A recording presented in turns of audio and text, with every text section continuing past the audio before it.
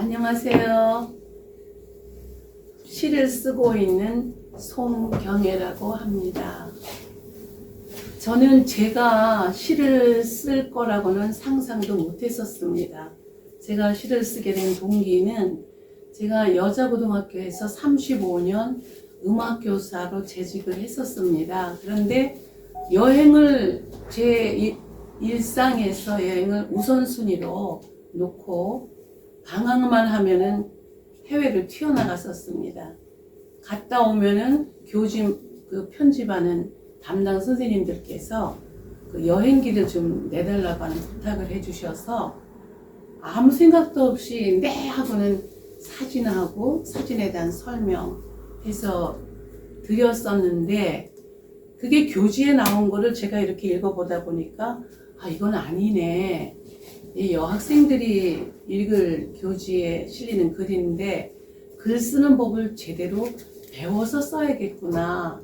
그래서 글을 어디 가서 배울 수 있나 하고 보니까 한림대학의 평생교육이라는 그런 이제 부설 교육기관이 생기면서 거기에 문예창작반이 있다는 것을 알게 됐습니다. 그래서 그 문예창작반에 들어가서 글을 쓰기 시작을 했습니다.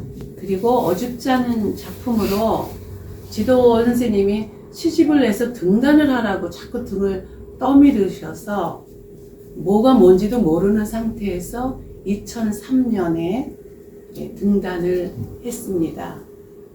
그리고 나서 시를 쓰는 일이 그렇게 쉽지만은 않더라고요. 그래서 중간에 이거 어떡하나 그러다가 제가 모든 일에서 잘은 못해도 끈기 하나는 있는 성격입니다. 그래서 아 이게 뭔지 조금 더 알아봐야 되지 않을까. 그래서 여기저기 배우는 곳에 문을 두드려서 배우면서 시작을 오늘날까지 계속해서 하고 있습니다. 그래서 2023년 세 번째 시집을 냈습니다.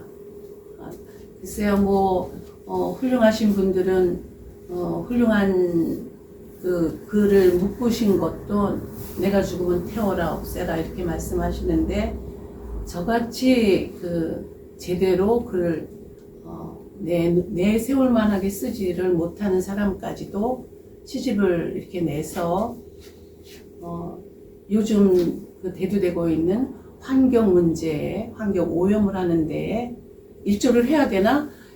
문득 그런 자괴감이 들을 때도 없지 않습니다.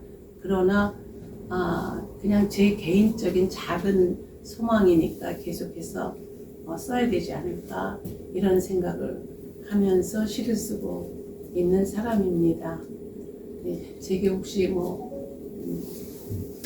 궁금하신 점이 있으시면 물어주시면. 세 권의 시집을 네. 내셨는데 네. 아주 많은 작품을 써오신 것 같습니다. 그 중에 가장 좀 기억에 남는다거나 좀 아끼시는 작품이 있다면 어떤 게 있을지 좀 궁금합니다. 네, 그 아들이 이제 유학을 갔죠. 서울로 갔는데 경제 사정이 그렇게 춘천에서 서울 보내면 좀 어렵습니다. 그래서 한 학기는 기숙사에서 지냈습니다. 근데 저희 아들아이가 성격이 좀 평이하지가 못해서 기숙사 생활을 못 견디는 거예요. 그러면서 자기 기숙사에서 나가겠다. 그래서 그러면 어떻게 하느냐 했더니 방을 하나 얻겠다. 그래서 그 아들이 얻었던 방을 찾아갔었습니다. 그게 지금 어딘지는 잊어버렸는데 옥탑방을 아이가 얻은 거예요. 옥탑방이라는 말을 그때 저는 처음 들었습니다. 그래서 어딘지 하여튼 지하철에서부터 계단을 오르고 그 동네도 좀 언덕이라서 올라가서 그 옥탑방을 가려니까 3층 위 옥상 위에 옥탑방이 있더라고요. 그래서 이게 옥탑방이구나. 그리고 이제 가슴이 저는 막 찢어졌죠. 이거 제대로 된 좋은 환경의 집을 얻어주지 못하고 그 하나밖에 없는 처다이가 딸도 하나 있긴 있어요. 아들 하나인데 옥탑방에 있는데 제가 들어가니까 이 아이가 그 방의 앞에 그 턴테이블을 놓고 뒤에다가 스피커 2개를 놓고요. 저를 그 가운데 의자에 딱 앉게 하더니 마흐의 음악을 무반주 첼로곡을 딱 틀어주는 거예요. 음악을 시키려고 했는데도 뭐 말을 안 듣던 아이가 그 마흐의 무반주 첼로곡을 들려주는데 아이의 그 행복해하는 모습을 보면서도 돌아서서 집에 오는데 막 눈물을 그냥 철철 흘리면서 돌아갔어요. 그래서 쓴 시가 옥탑방이라고 하는 시가 있습니다. 그래서 그 시가 좀 마음에 늘 간직하고 있는 그런 아들에 대한 시를 쓴 작품입니다. 네. 한번 선생님 읽어주시면 어때요? 아, 네. 그러면 옥탑방이 제가 어디 있는지 찾아가지고 1권 48쪽. 네.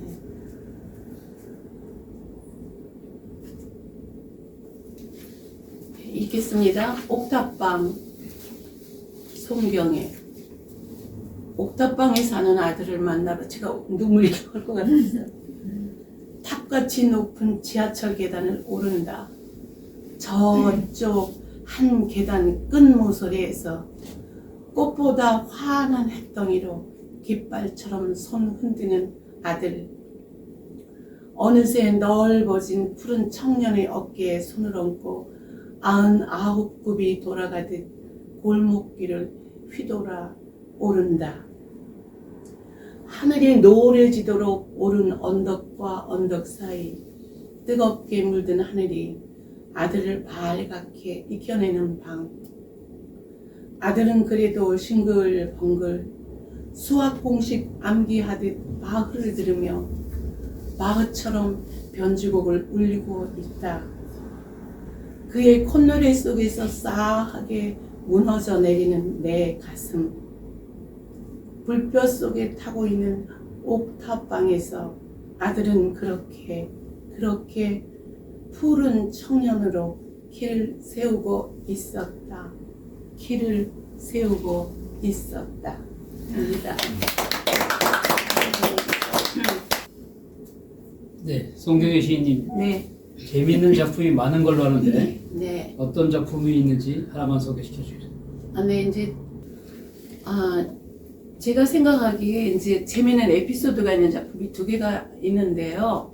그 중에 하나는 강원에서 문화기내 회원들 중에 제 가까운 사람들 6명인가 5명을 모아서 아침 하늘이라고 하는 중창단을 만들어 썼습니다. 그래서 중창을 제가 지도를 하고 문인 행사가 있을 때 저희가 이제 노래를 하고 이렇게 했었는데 그 중창단이 원주에 있는 구룡사에 이제 여행을 갔었습니다. 그 원행 스님이 그때 계셨던 걸로 기억을 하는데 거기에 놀러 가는데 스님께서 저희 묵는 방이 찬지 따뜻한지 뭐 보신다고 들어오셨었어요. 그래서 뭐 이런저런 말씀하시고 났는데 그럼 노래하는 중창 문인이라니 그럼 노래 하나만 해보라고 이렇게 말씀을 하셨어요.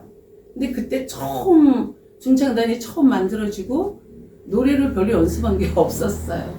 그래가지고 갑자기 노래 부른 게 주께 두 손 모아 오니하고 예, 찬송가를 불렀어요.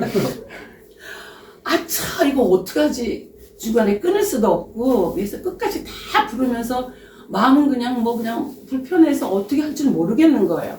그런데 그 원행 스님이 끝나고 나니까 아멘 나무 간세형 보면서 이러시는 거예요. 그래서 야 스님은 역시 스님이시구나.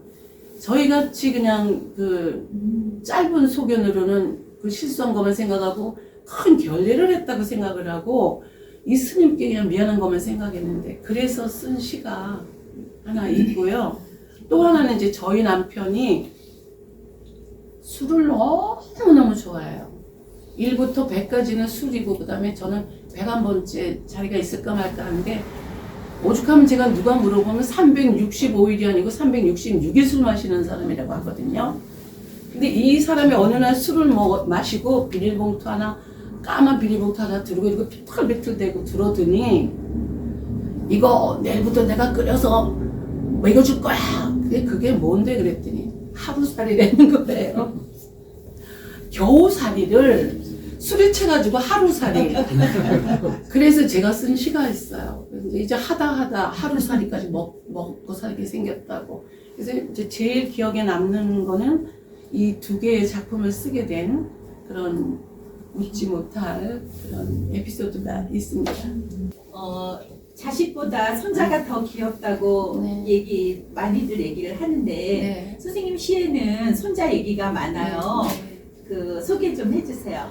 네, 아쉽게도 손녀는 한 명도 없고 네. 손자만 둘입니다. 아들 하나, 딸의 아들 하나. 그런데 그 아들의 아들이 그 뭐라 그럴까 아주 애기 제가 애기 때 한 100일 전에 한 달을 길렀었어요. 그런데 그 아기가 얼마나 귀한지 며느리가 직장을 다니는데 석 달만 봐주세요. 그래서 석 달을 봐주려고 그랬는데 그 100일 직전에 애미가 왔는데 안겨줬더니 애기가 이 품이 낯설으니까 막 이렇게 자지러지면서 우는 거예요. 그러니까 이 며느라이가 쇼크를 받아서 가더니만 어머니 이번 주말에 아기 데리고 가겠습니다 하고 연락이 왔어요. 그래서 저는 얼마나 그게 저한테 살면서 제일 큰 상처였어요. 한 달 아기 데리고 가고 나서 한 달 동안 외출을 못했어요. 아기를 뺏겼다라는 생각이 드는 거예요. 그래서 친구들이 만나자 그래도 아기가 있는 것처럼 아기 봐야 돼 이러고 한 달이 지난 다음에 이제 친구들을 만나서 아기를 뺏겼다고 그랬더니 친구들이 이해를 못하는 거예요. 세상에 그게 춤을 출 일이지 어떻게 아기를 뺏겼다고 그러냐. 근데 그 아이가 이제 가끔 놀러 왔을 때 그 아이에 대해서 쓴 시가 이제 세상에서 가장 따뜻한 말. 예, 근데 말을 그렇게 예쁘게 해요. 뭐라 그러냐면 전화를 해서 할머니라고도 못하죠. 할머니 밥 먹었죠? 이렇게 얘기하는데 이게 무슨 말이라고 그게 그렇게 감동이 오고 그게 가슴에 꼭 박혀서 첫 번째 시집 제목을 세상에서 가장 따뜻한 말. 그래서 요거는 그 친손주가 밥 먹었냐고 물어본 그 말에 대해서 쓴 시입니다. 네. 그 딸아이의 이제 아들은 저희 집에 놀러 왔는데 그 엄마가 이제 얘를 데리고 오면서 한참 그 색종이 접기 할 나이였어요. 그러니까 한 5살 때쯤인 것 같아요. 색종이로 이것저것 접어서 저한테 주고 가는데 그 중에 하나가 파란색으로 부채를 접어서 제 손에 꼭 쥐어주고 할머니 더울 때 붙이라고. 물론 발음 이렇게 못했어요. 그래서 그것도 또 그 색종이 흔한 색종이로 접은 부채가 저에겐 세상에 하나밖에 없는 거죠. 그래서 쓴 시가 이제 나비알 부채라는 작품을 썼습니다. 그래서 그 시의 소재는 이게 어딘가 감성을 딱 건드리면 온갖 것, 모든 것이 시의 소재가 되지 않을까. 그런 경험, 그런 배움을 얻었습니다.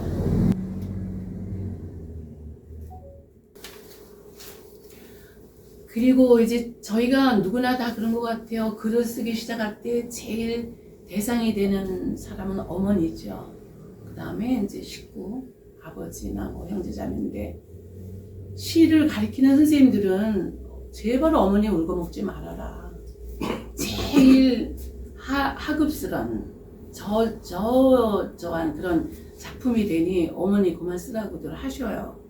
그런데 처음에 우리가 글에 접할 때는 가장 쉬운 대상이 어머니라고 생각이 듭니다. 그래서 저도 어머니를 생각하면서 쓴 작품이 몇 작품이 있습니다.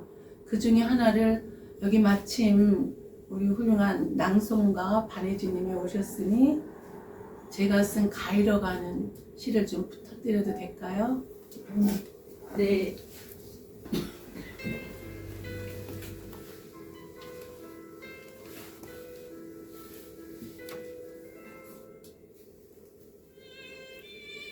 가위 송경의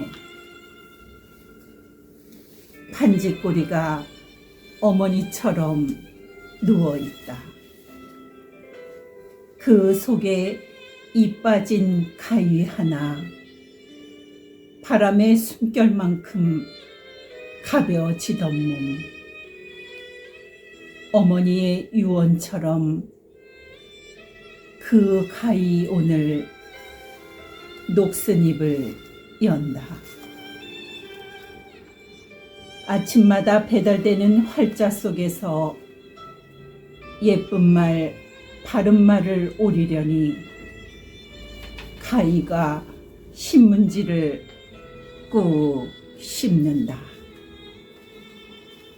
벼락 맞은 듯 조각난 생각의 글자들을 껴 맞추고 신문지처럼 가벼웠던 어머니를 누이듯 가만히 가위를 내려놓는다. 어머니 누워 계신 정종리 서산을 바라보며 이 빠진 가위 같은 입술로 어머니를 불러본다. 청상이 되어 세상의 바늘 끝에 찔리며 삭바늘질로 키워낸 딸 자식 하나. 구천을 떠도는 어머니의 구부러진 손가락 마디마디가 가위 위에서 쩡쩡 얼어붙던 소리. 어머니, 당신의 손가위가 자근자근 말씀하신다.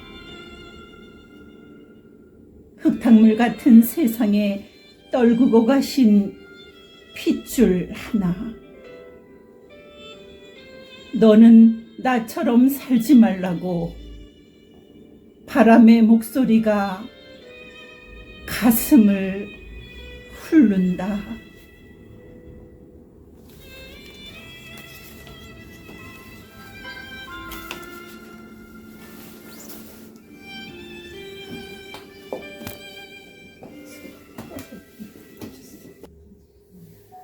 지금까지 이제 선생님 말씀 이제 듣다 보니까 정말 재미있고 네. 뭐 그런 이야기도 많이 있는데요. 네.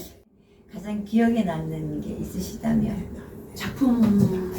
뭐 작품이든지 아니면 생활 중에서도 아차 이거 내가 실수했어 뭐 그런 실수는 뭐 부지기수로 했어요. 네. 제가 좀 그 뭐랄까 초긍정적이에요, 성격이. 그래서 엎어져서 무릎이 깨지면 이거 아파 그러는 성격이 아니라 코가 안 깨졌어. 정말 다행이네. 이러는 성격이에요. 하루는 중앙시장을 지나가는데요. 그 중앙시장 여러분 다녀보셔서 아시겠지만 그 할머니들이 시골에서 오신 할머니들이 자기네가 직접 농사지은 농산물들을 갖다 놓고 파시는 모습을 많이 볼 수 있잖아요. 이렇게 지나가다 보니까 골판지 쭉 찢은 골판지 위에 보리꼴이라고 써있는 글씨가 보여요. 억지로 그 아주 삐뚤빼뚤 보리꼴이 보리꼴이? 보리꼴이가 뭘까 하고 이렇게 봤더니 브로콜리를 보리꼴이라고 써놓으시고 파시는 거예요.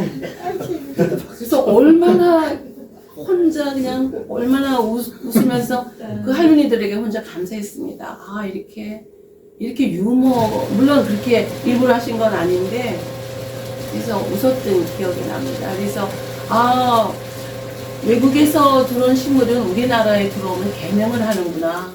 그래서 브로콜리가 보리꼬리로 바뀐 것을 보고 그래서 즐거웠습니다. 그래서 그것도 작품으로 하나 썼습니다. 그리고 선생님 끝으로 네. 오늘 소감이라든지 네. 아니면 또 나머지 하고 싶은 말이라든지 그걸 보태서 마지막 인사 해주시죠. 네. 이렇게 그 시는 근접할 수 없는 분야라고 생각했던 제가 용기를 내서 또 꾸준함 하나로 오늘까지 오다 보니 이렇게 책 TV에 출연하는 이런 영광스러운 시간도 오네요. 그래서 요즘은 아무개 시인 하면 길 가던 사람들이 다 돌아다 본다고 합니다. 그래서 여러분들도 중간에 하차하지 마시고 꾸준히 좋은 작품들을 많이 쓰셔서 시인이라는 것보다 시를 쓰는 사람들이 많은, 그래서 살기 좋은, 살만한 그런 인간 관계가 형성되는 대한민국이 되었으면 좋겠습니다. 그리고 책TV 관계자 여러분께 감사드리며 이만 마치겠습니다. 고맙습니다.